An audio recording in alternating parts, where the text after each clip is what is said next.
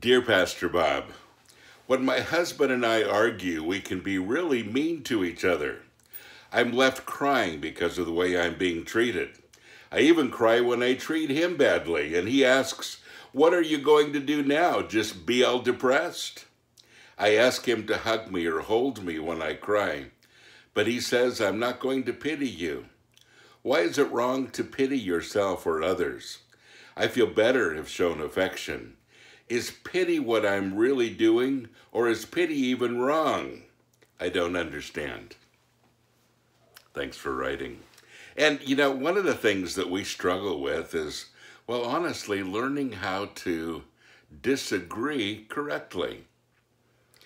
Everybody has disagreements. How we handle those disagreements says a lot about how we care and nurture each other. You learn a lot about another person basically on how they act when you have a disagreement. Now, when it comes to couples, some people can fight a lot. They can fight hard, they can fight brutally, and they can fight leaving a lot of really hurt feelings. It's not the way to do it.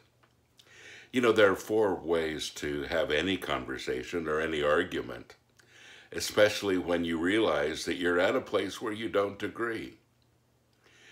You can win and the other person loses, or you can lose and the other person wins, or you can both lose, or you can both win. You know where I'm going with this, don't you? You see, we all need to win. Win-win is the only correct way to solve an argument, where we discuss the problem and we come out winners, both of us. If I say I want to win and I want you to lose, it says something really about the way I feel about you and my feelings about my own worth, my own exaggerated intellect sometimes. But it also says a lot about how I feel about you. If I really love you, I don't want you to lose.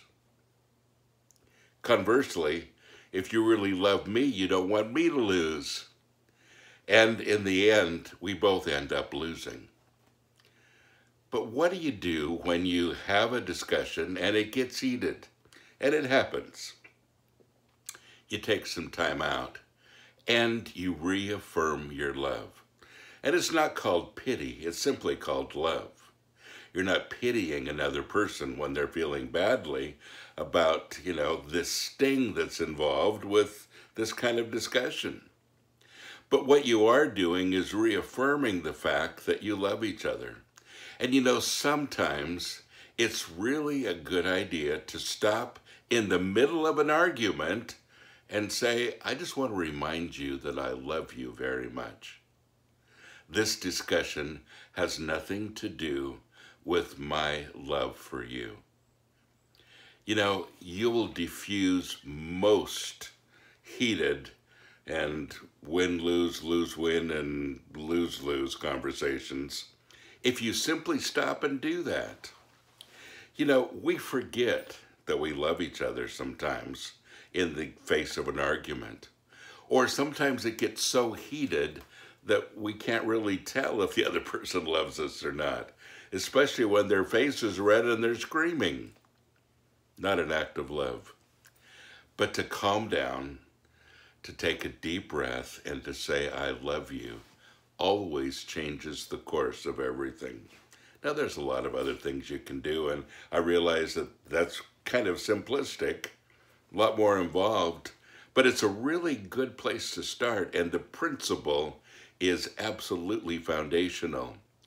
Every single discussion has to be on a foundation of unconditional love. Has to be. It's the only way you have win-win. And if you remind each other that you love each other, even in the middle of that discussion, before it gets to a fight, you'll find that you're able to win-win at the end of it. Try it, see what happens. God bless you. Have a great day.